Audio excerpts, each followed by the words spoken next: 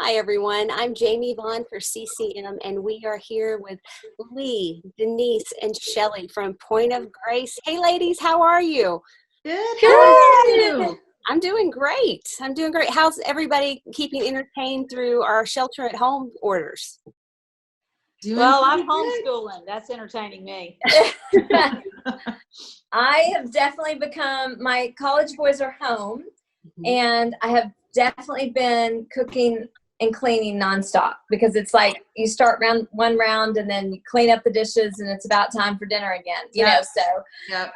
So I've enjoyed it, but it's amazing. I told somebody the other day, I don't know why I'm tired at the end of the day. I mean, all I do is like cook and clean and do laundry, but I feel like I don't accomplish anything else. So how can I be that tired? I mean, I know.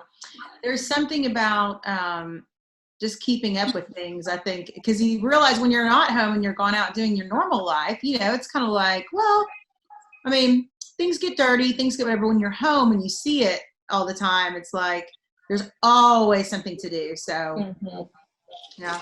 Yeah, my son was asking the other day, he's like, Mom, when is COVID going to be over?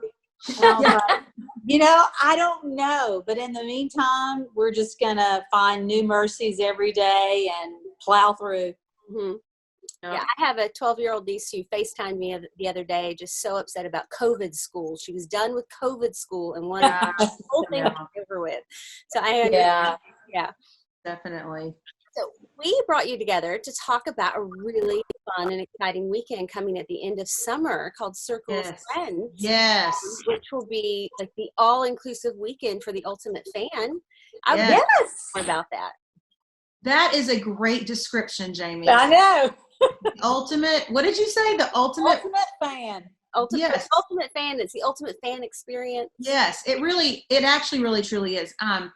This is going to be our third annual one, and it's so funny how the Lord knew. I mean, that He knows everything. He had a great master plan because this is the first time that we have not done it like in the spring, that it would have been ruined by, the virus and stuff. And we're just keeping our fingers crossed that come July 31st, August 1st and 2nd, everybody will be so sick of being in their houses that this will be the biggest and best come see us in Nashville for Circle of Friends weekend ever. And it's sort of an all-inclusive weekend where fans from all over the country come in, and we cap it at just 100 people. And so we really get to mix and mingle and interact with the fans on a completely different level than you do like at a concert or something like that, where it's just like, here, saw my CD, okay, thanks for coming by, hugs.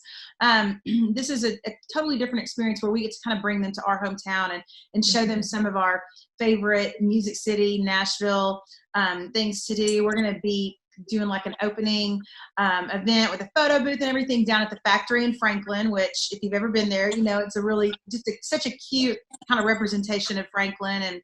And some of my favorite coffee is at Honest Coffee in the factory in Franklin. So that's what we're doing. Jenny's Ice Cream.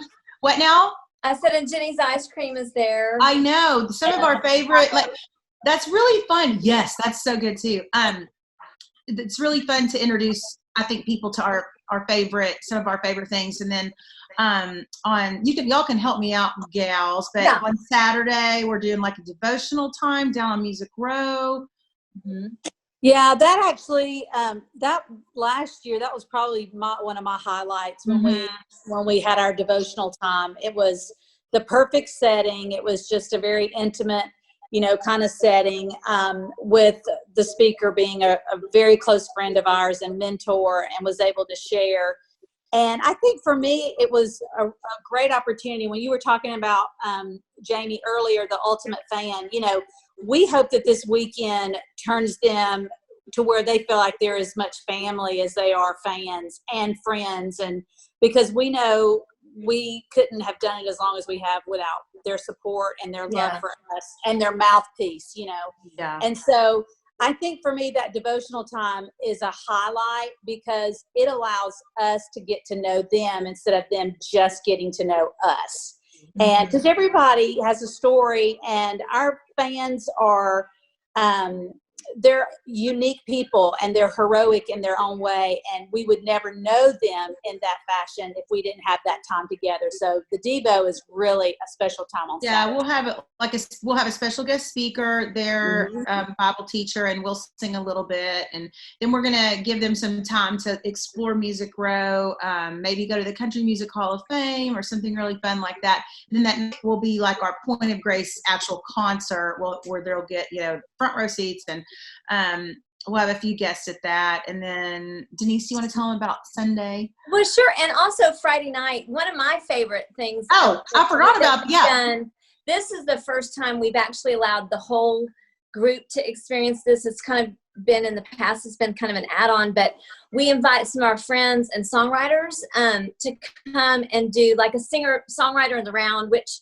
if you've been around Nashville, that's how so many of the singer-songwriters do their thing. And it's just, I think it's one of the most interesting times, because you get to hear like some of the songs that they may have written for us that they would know, or other songs telling about when they wrote that and how they wrote that, and then for them to sing them. Some of them are artists themselves. Last year, Nicole C. Mullins came, and Mark Schultz came, and some of our really great friends that are artists. But then we also have these songwriters who would be horrified to say they have to sing, but they'll sing their little song, and it's so cute because some of them, that's how we heard their song for the first time, and we fell in love with the lyric, and we were like, oh, we love this song, we want to record it. So it's a really neat, fun time for them. It's very behind the scenes. Yes, very behind the scenes. It's kind of behind. Yeah, because songwriters in Nashville, that's a very Nashville thing to do, as a songwriter in the round thing.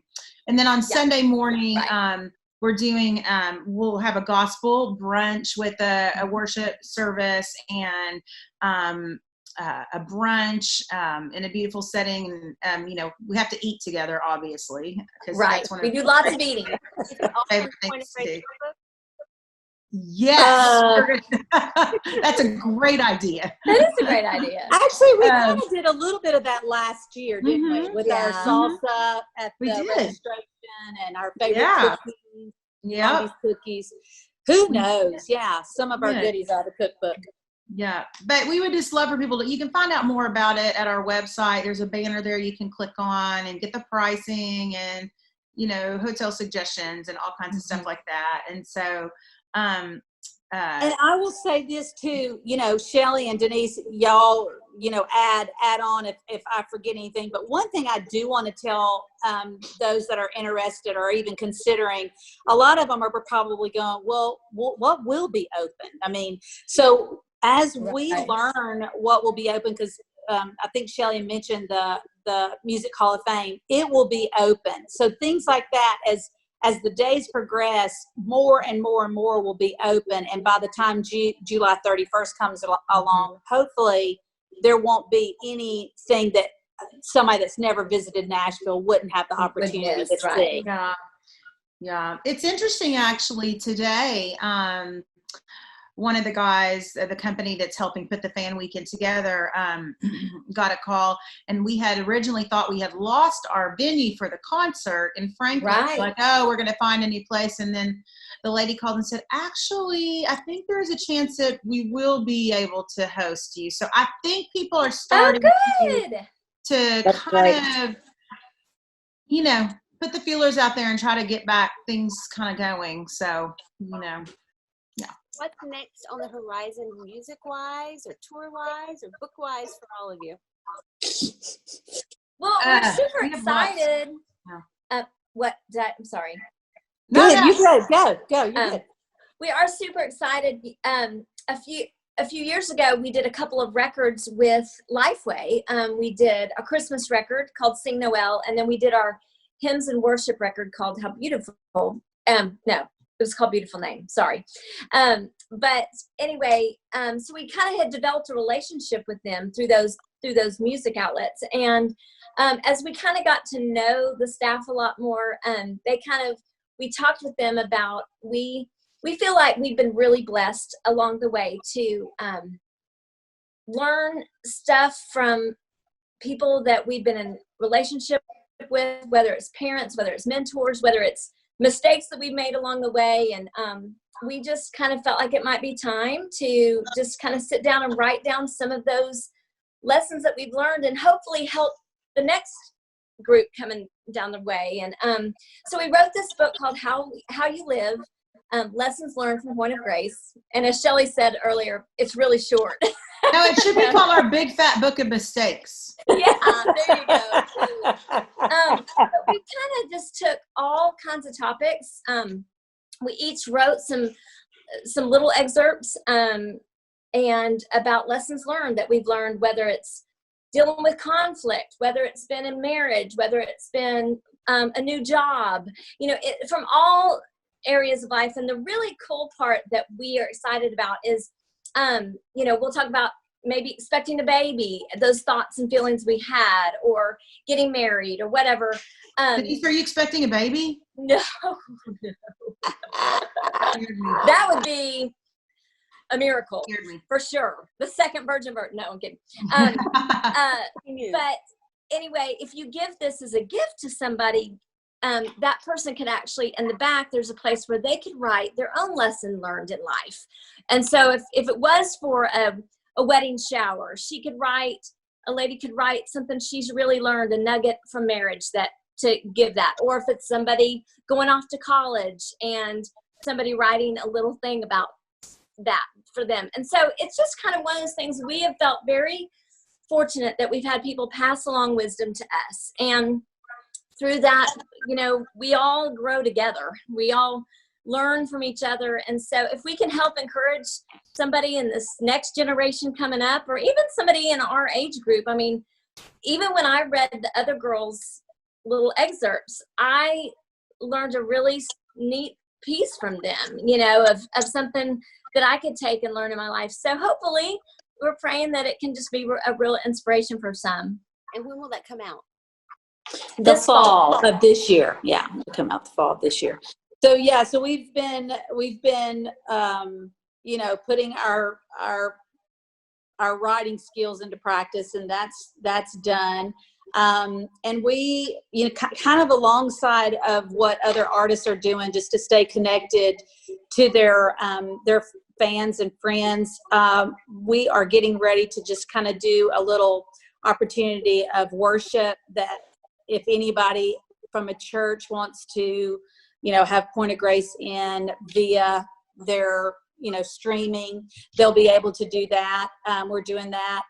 And then we're just going to have a little kind of a sit down time, kind of like what Denise was saying, just those lessons that we've learned. We're going to put that on video too, where people can, grab that link and just kind of bring us into their living room or their breakfast table and just have a few little minutes with us.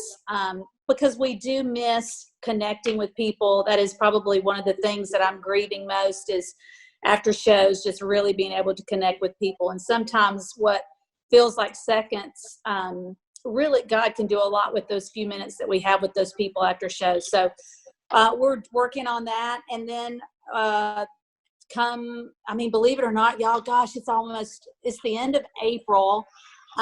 In a few more months, we're going to have the book coming out in the fall. We're going to have Christmas around the bend. And we've been working on a little Christmas documentary.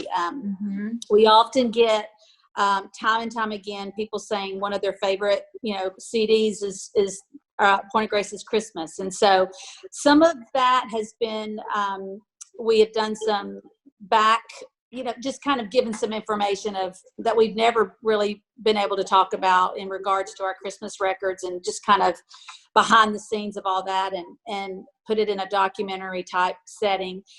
Well, so a lot of little fun things that, unbeknownst to us, we didn't know why we were doing them, but we're glad we have them, because it kind of, like I said, it allows us to still be in the hearts and homes of people when we physically can't be.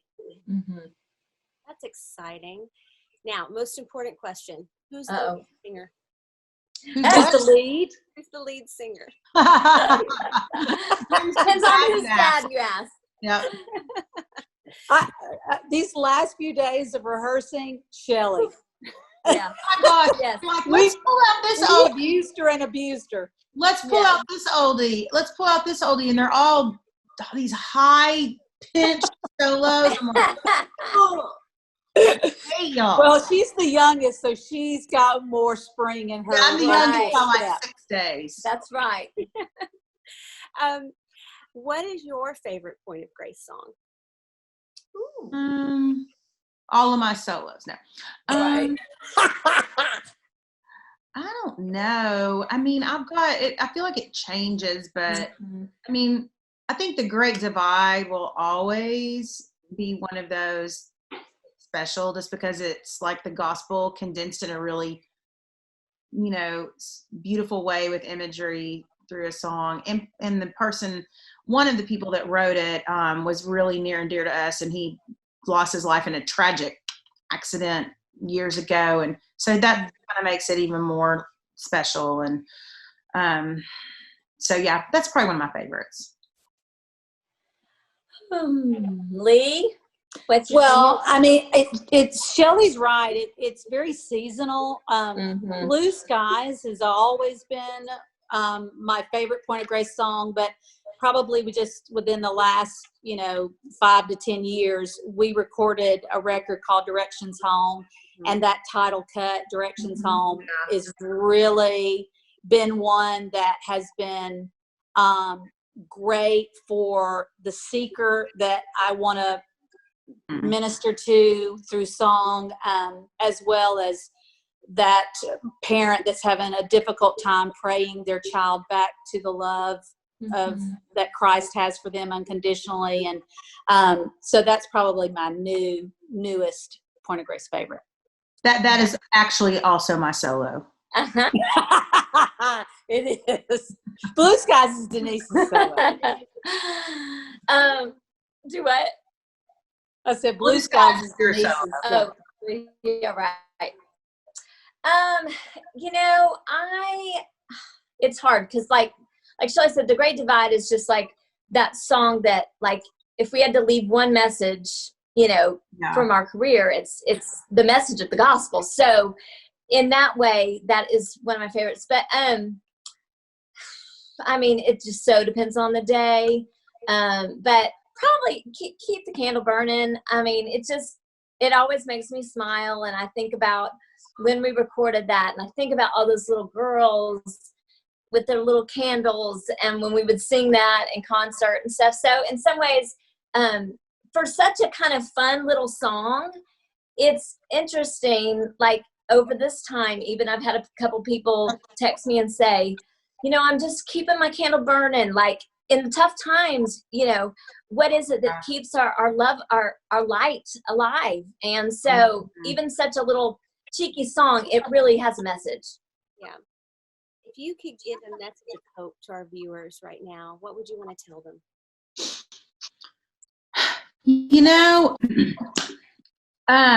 One thing that just runs through my mind all the time, and it was interesting because I was watching Natalie Grant and her husband Bernie last night do a live stream and just answer some questions and stuff, and they've been doing like a song a day thing during the quarantine, and Bernie really just preached at the end, and he said something that my pastor said last weekend, and something that I've just been thinking about through this whole thing, and that is just that in the greatest time of uncertainty, we have possession of the most certainty.